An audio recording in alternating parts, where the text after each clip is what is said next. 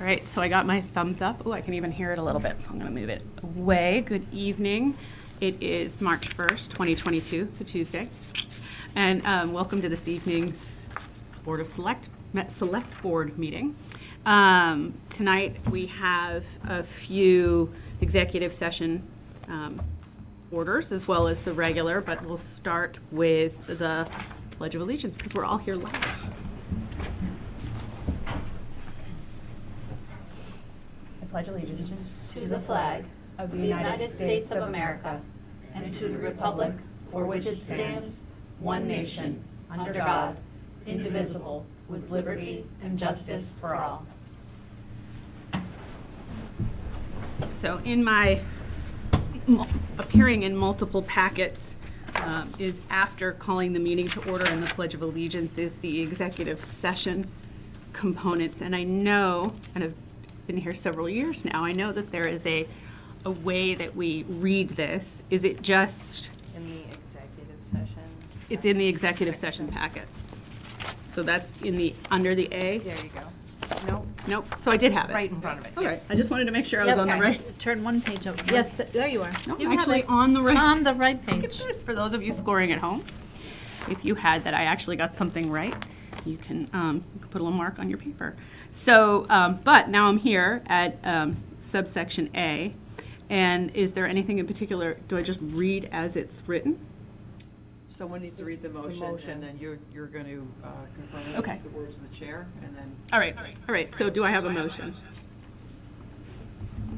Is it? Go ahead. I move that the board enter into executive session under MGL Chapter 30A, subsection 21A3, to discuss collective bargaining with the Norfolk Municipal Clerical Employees represented by Local 301A FLCIO CLC. Insofar as an open meeting may have a detrimental effect on the litigation position of the public body, and invite David LaFemina, Betsy Fajol, Pam Carton, Christine Tardanico, John Spinney, Todd Lindmark, Scott Bragdon, Blythe Robinson, and Amanda Johans to participate. The board will return to open session at the conclusion of the third executive session. So then I state that a public meeting would have a detrimental effect on the negotiating position of the public body. Somebody rings the bell. And then I'm going to individually poll the members to see if they agree to go in an executive session. Second first, I think, from Anita. Oh, we need a second. Oh, second. And then I state that a public meeting would have a detrimental or chilling effect on the negotiation position of the public body. I just had to add chilling in there. It seemed more dramatic. And now I'm polling. Do I have Carolyn Vantine, aye? Kevin Calcutt, aye. Anita Mecklenburg, aye. And I guess we're in executive session. And there doesn't seem to be anyone else here. And now they're going to turn off. Now I'm going to.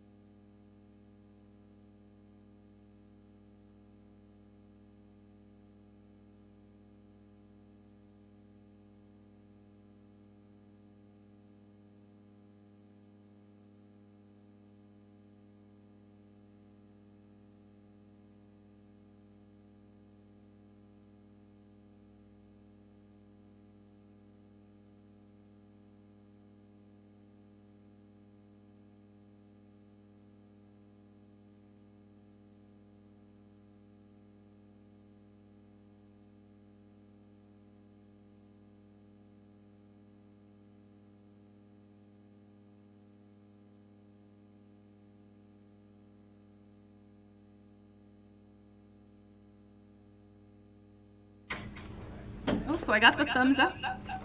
Oh, I got an echo. It's, Do I still have? Hold on. I think my microphone's on. there we go. I think that's, I just needed Zoom, so it went away, but that's what's doing it. It's coming through someone's mic, yeah. Is it mine? It's mine. It's me, isn't it? I think it's mine. someone else talk?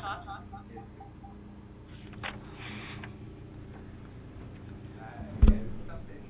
Yeah, I think you want to mute Turn that. off over here. Whatever you were just doing, I think that's what fixed it. Mute the TV. Turn that all down. Okay. How about now? Oh, that's better. There we go. Thank you. You're on though. Once I got the Oh, and we're on? Right, We're yeah. live. And we're live. Welcome back. Thank you, I guess, to our viewer. We've done the Pledge of Allegiance, we've done the executive session. We're gonna do one of our matters out of order, but before we do that, it's public comment. And so is there anyone in the room for public comment, which is that moment before we begin where people have 3 minutes to talk about anything at all that impacts the town and the select board? And I don't see anyone with their hands up. And is there anyone on Zoom? They're outstanding. Public comment is over. So what number are we going to? 6. to number 6. 6. Blythe, can you tell us about, Sure, I'd like to Item number invite up 6. Town Council Tom Harrington and Rich McCarthy. We're here to talk about the MBTA Community Housing Choice Guidelines and the law that was passed last year that sets certain requirements for land in communities around MBTA, who are MBTA communities, which we are one of, and what they need to do to be in compliance with that, or the penalties for, which are basically lack of some grant opportunities if they don't change it. And so there's information in your packet that has come from both Tom and Rich that we want to go over with you because we have to do so by early May in order to be able to provide. Sorry. Yeah, no, don't, yeah. Well, don't do that. the one person that's in Zoom can't hear. I think she just said you were muted. I think she can still probably hear because, yeah, I see NCTV is talking. I'm unmuted and that's you guys. So Okay, sorry. I think we're fine. So, like to have them up here to just talk about it in general, so that we can formulate how we were going to want to respond as the town by that date. So, since they were already here for an earlier part of the meeting, we just wanted to have them use their time wisely by coming up and talking to you about it. Thank you.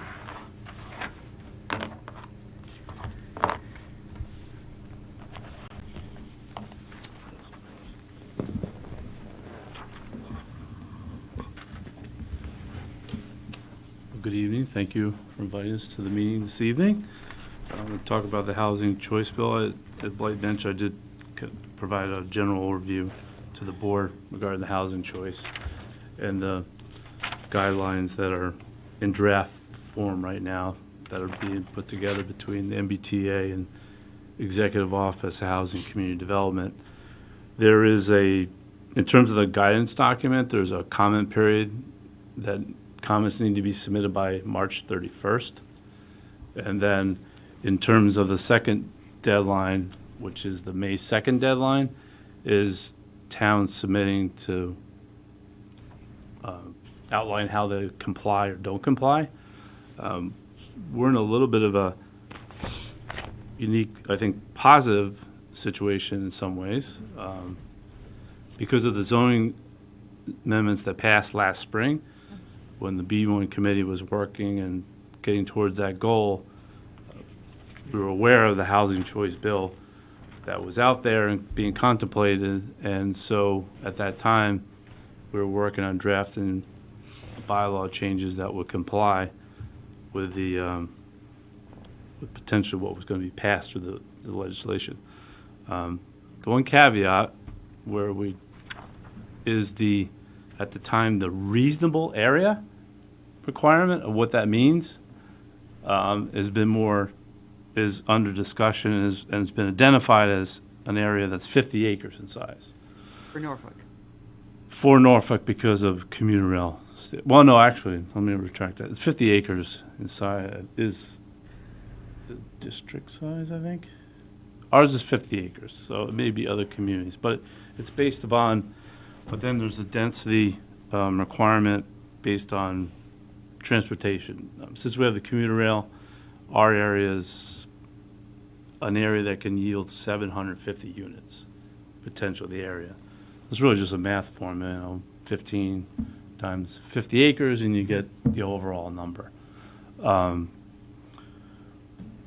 So our bylaw that was enacted in May has 16 units or more. It wasn't restricted to families, which is one of the requirements in there, so we met that. We met all the provisions in terms of area.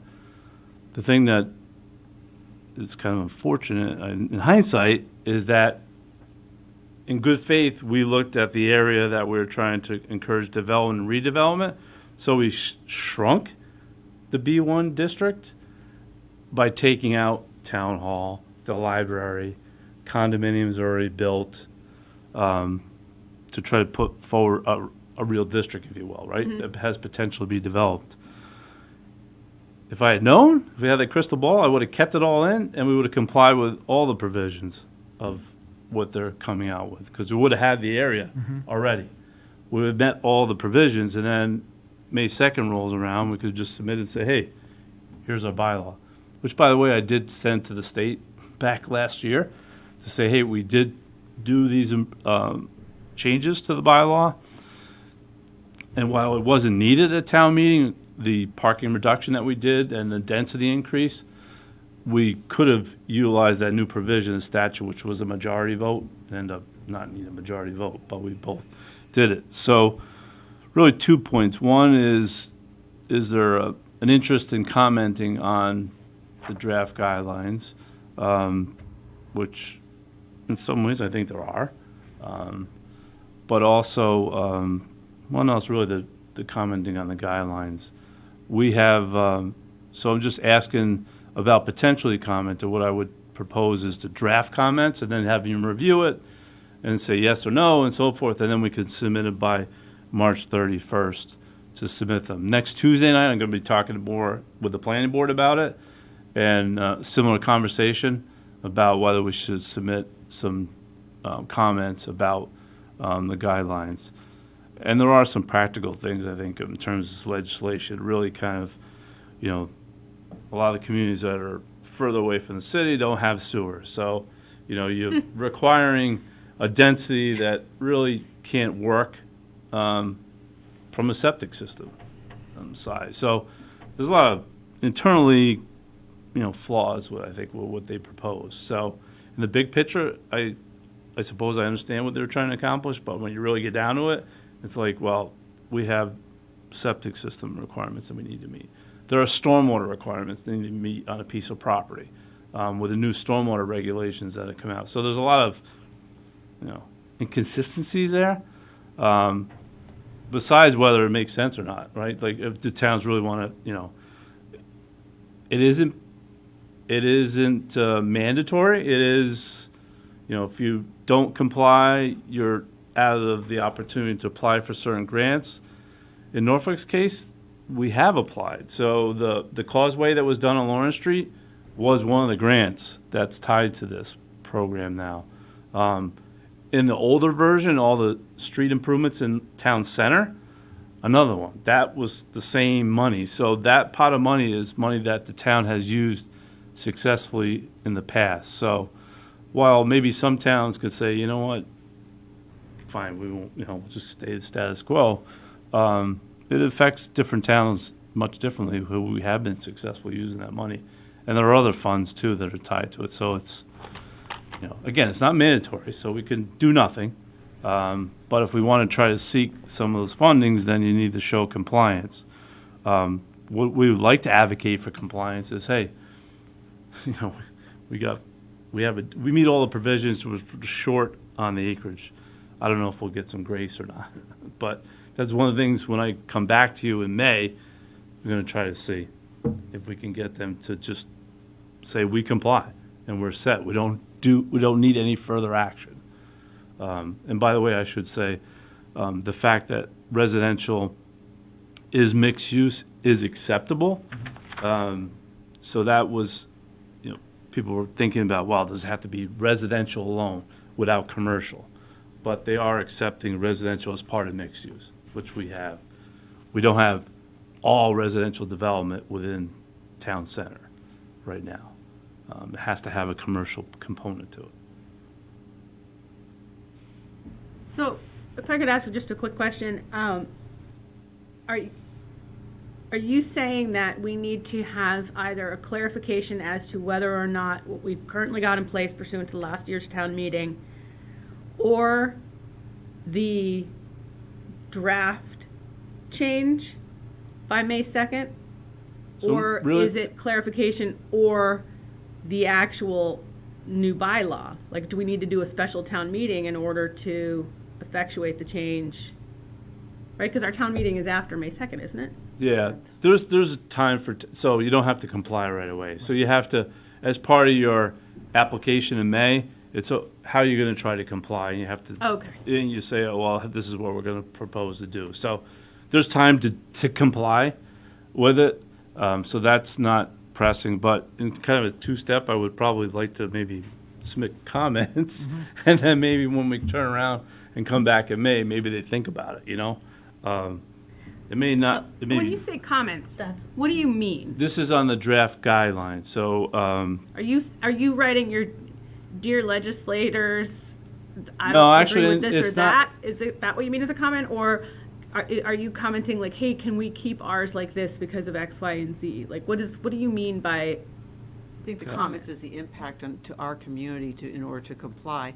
Like, I've heard a number of our Okay, to other us. communities that have this area issue is an issue in a lot of communities.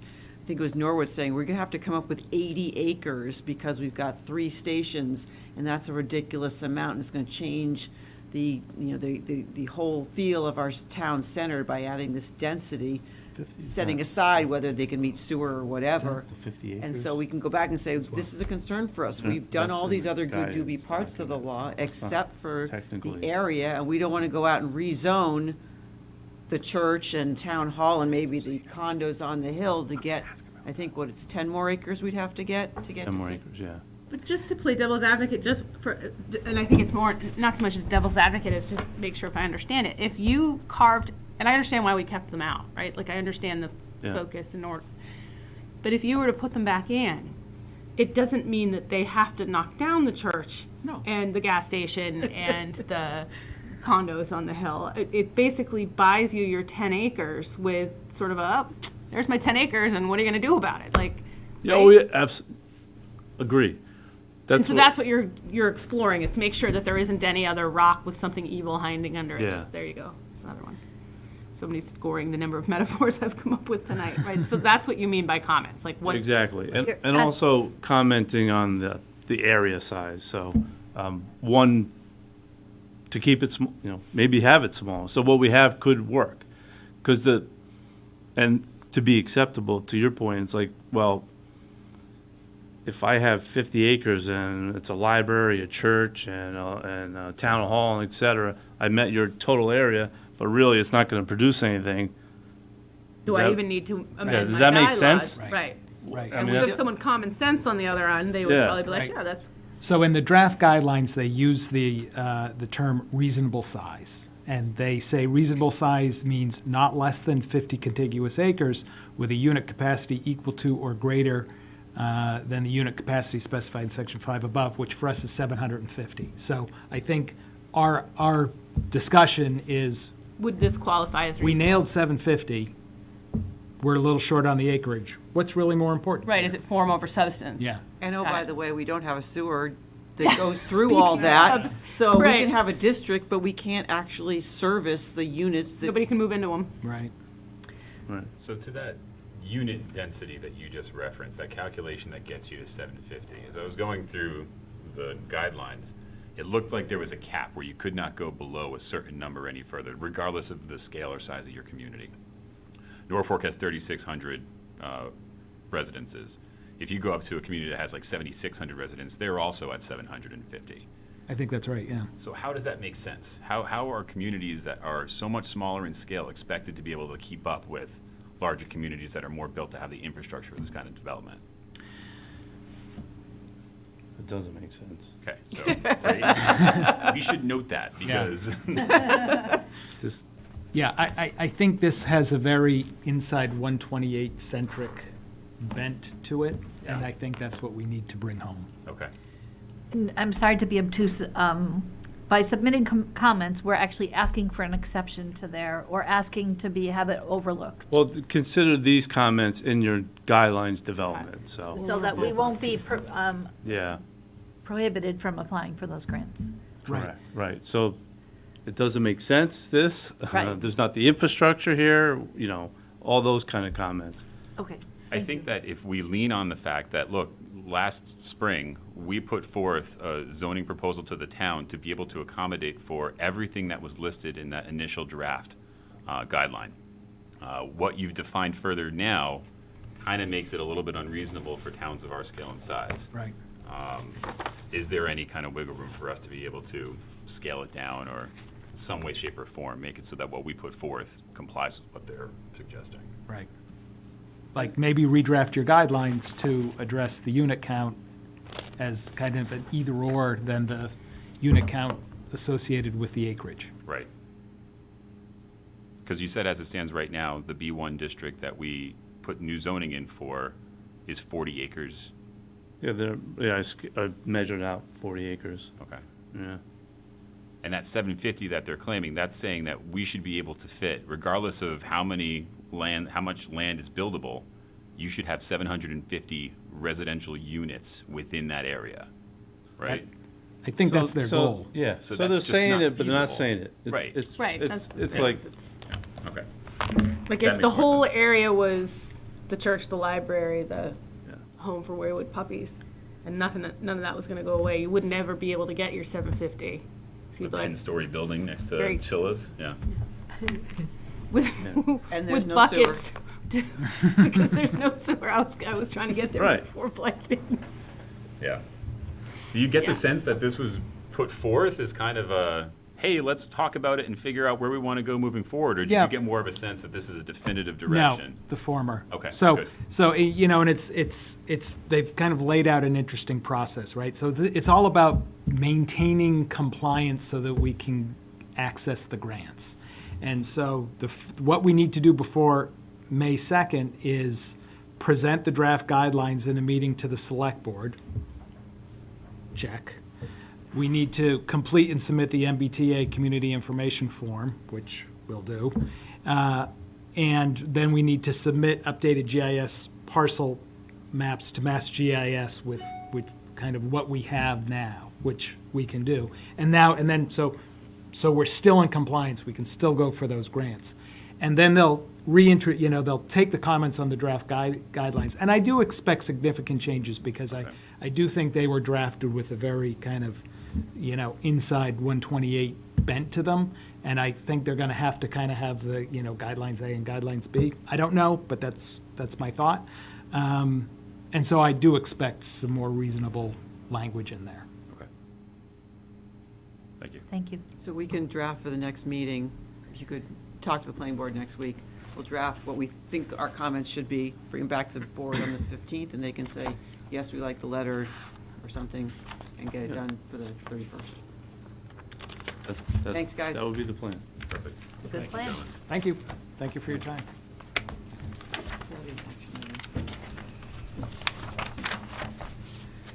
Huh? I see that. You did. Thank you. Thank you.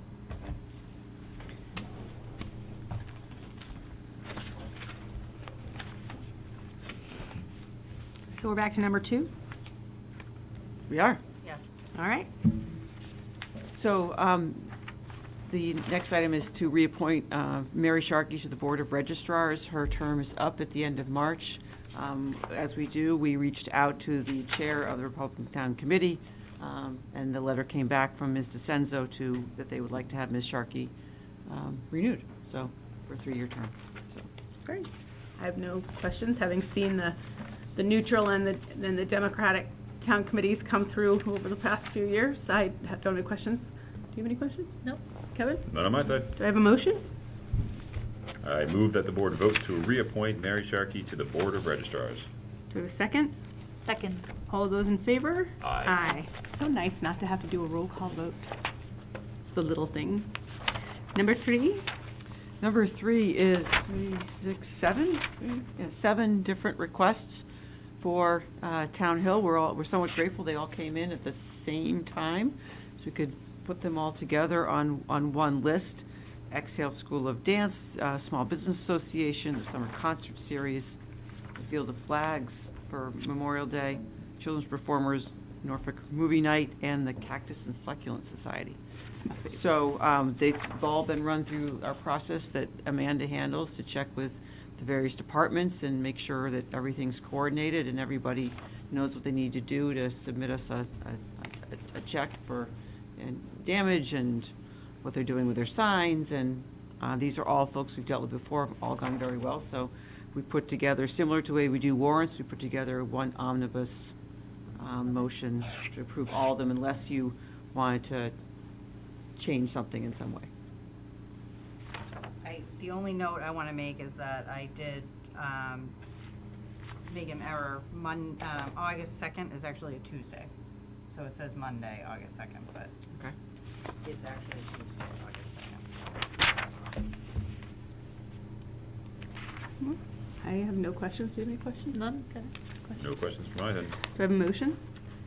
I move that the board approve the use of Town Hill for the events and the dates requested as posted on the agenda for this meeting. Do I have a second? Second. All those in favor? Aye. That's moving right along. Number 4. The Grange is anxious to have their 13th annual Clean and Green town-wide cleanup event on April 9th. And we would be pleased to support that again with providing them with a dumpster dropped off for trash to be put in and then taken away. We'll take care of taking that to the burn plant. It's gone very well in past years. It's a great service to the community we really appreciate, so. Cool. Yeah. All right. I have no questions. No questions, it's Do you have any fabulous, thank you. This is lovely. Do I have a motion? Go ahead. I move that the board vote to support the Norfolk Grange's 13th annual Clean and Green townwide cleanup on Saturday, April 9th, 2022 by authorizing the provision of a dumpster for trash removal. Second. All those in favor? Aye. We're skipping 5. We've done 6. On to number 7. Warrant, yes. So, warrant is in your packet. It's a first draft. Town council has it, but hasn't had a chance to review it yet. I just wanted to make a couple of points about it. Just get to my notes. It is 26 articles right now, and it will need to get a little longer. Just double check my. Yep, 26. Yep. Couple of things. It was 25 when I gave you the list last time, but it became 26 because, You added one? well, I separated It's a one. math joke, just for everybody at home. So, as you know, we're finishing up the codification for both the general and zoning bylaws. The company, ECO, that we're working with strongly recommends that we handle those in different articles and for each in 2 articles.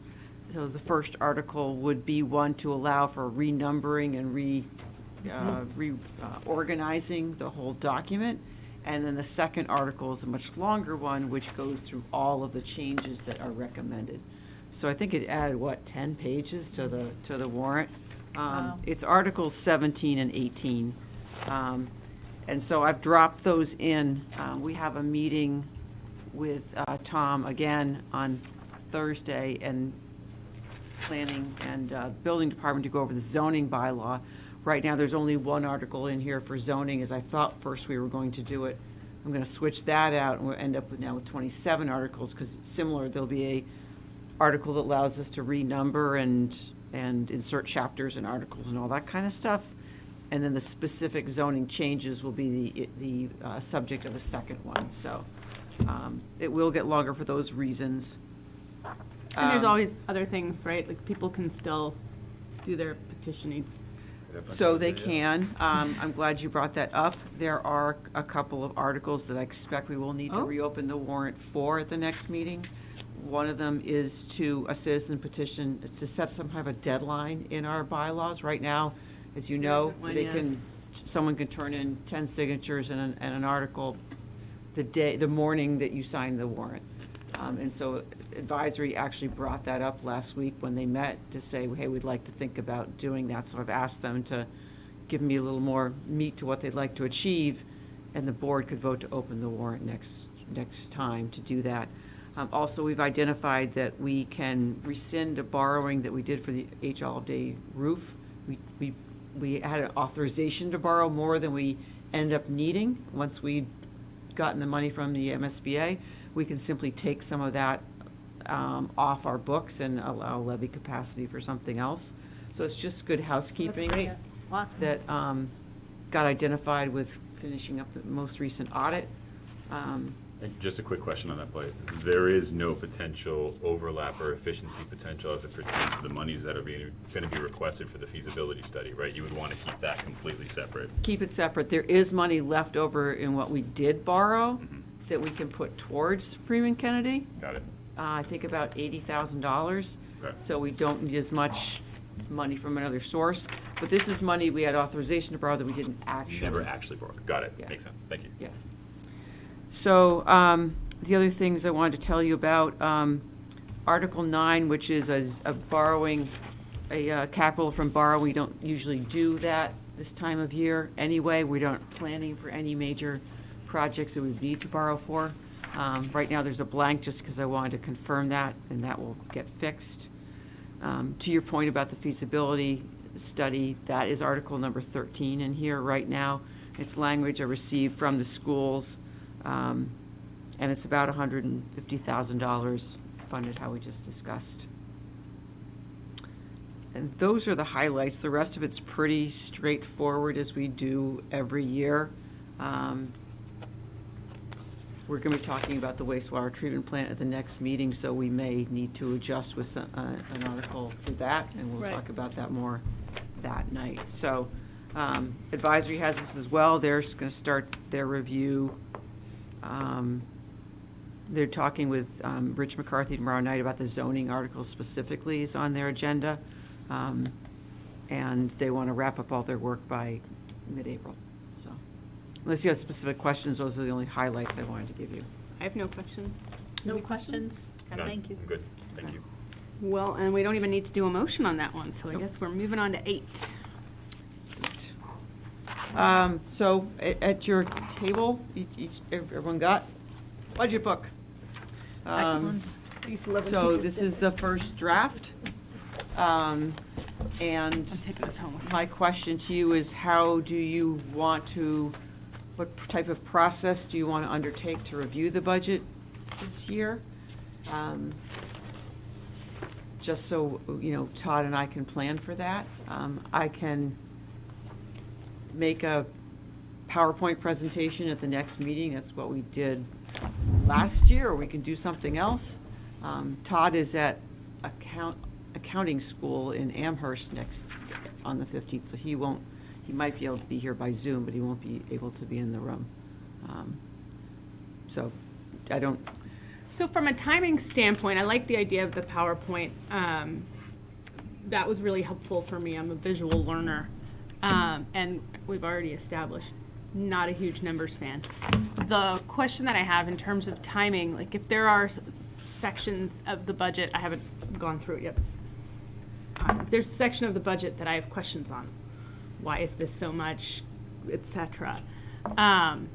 Does it make sense from a timing standpoint for us to go through it high level at the next meeting with the PowerPoint, and we will have reviewed it all, and then thereafter ask for particular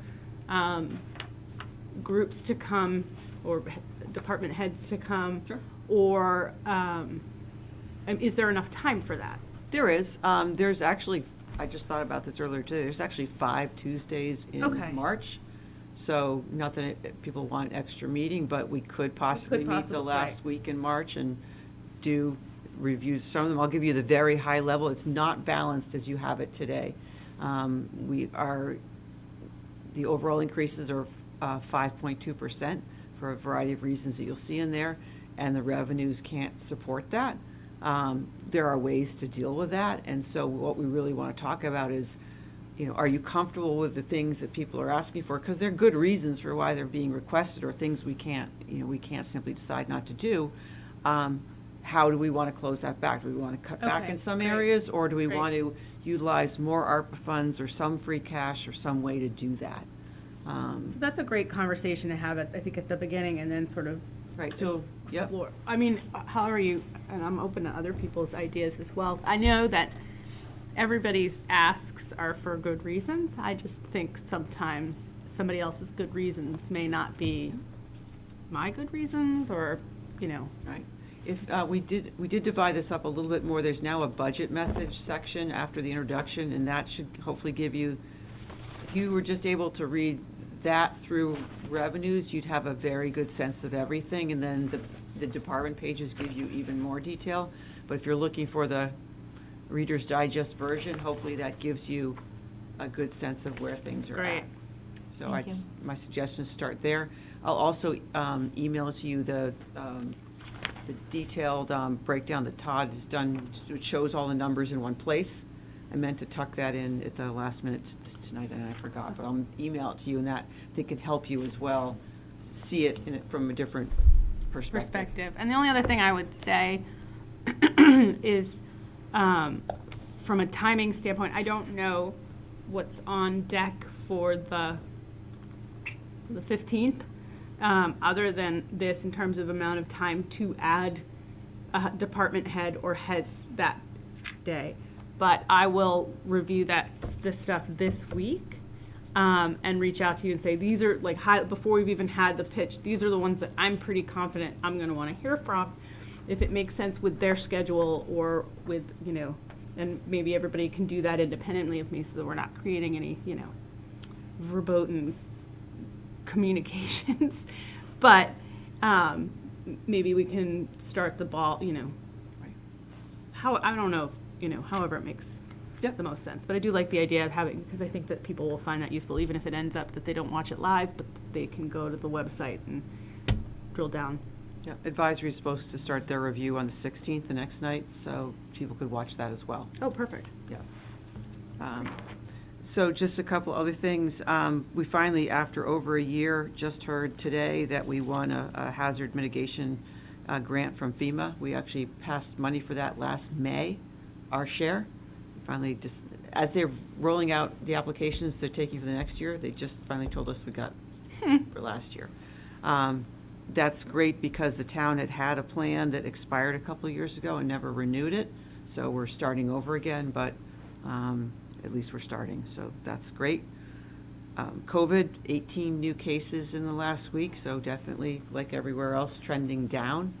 And our 14-day positivity rate is also down, so that's good. And as you can see, we eliminated the mask mandate in the buildings unless you are not vaccinated. Are they able to track, have they tracked what variant it is that people are experiencing? I don't know the answer to that one. I just was curious, right? Like, From my understanding, it's done through, like if you got it and you were positive, you would don't not- go and get you the would not test. know. Right.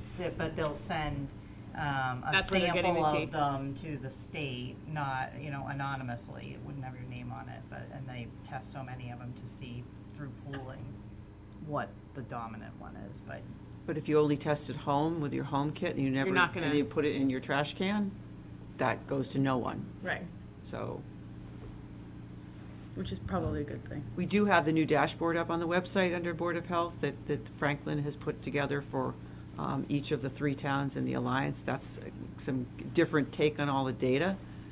People seem to be liking that, so they're keeping that up to date. We are planning to have the Fire Station Building Committee at the next meeting. We'll be ready to present the results of the schematic design and tell you what the budget looks like as a result of that work, and get the green light to keep going into design development, so they're on track for all of that.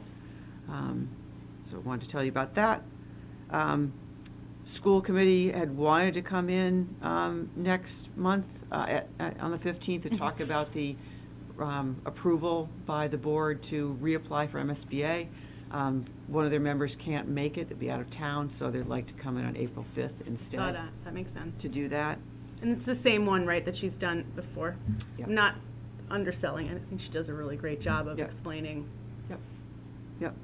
And lastly, need. we hope that we have no more snow because we are over budget in snow and ice. More because of all the times we go out to just put down material when it is icy. We would rather plow snow, it's cheaper. Doesn't work out that way, so. But we are, hopefully someday we'll see close to $100,000 back in FEMA disaster recovery money for the larger storm that we have. Since Norfolk County met the threshold of money spent, so.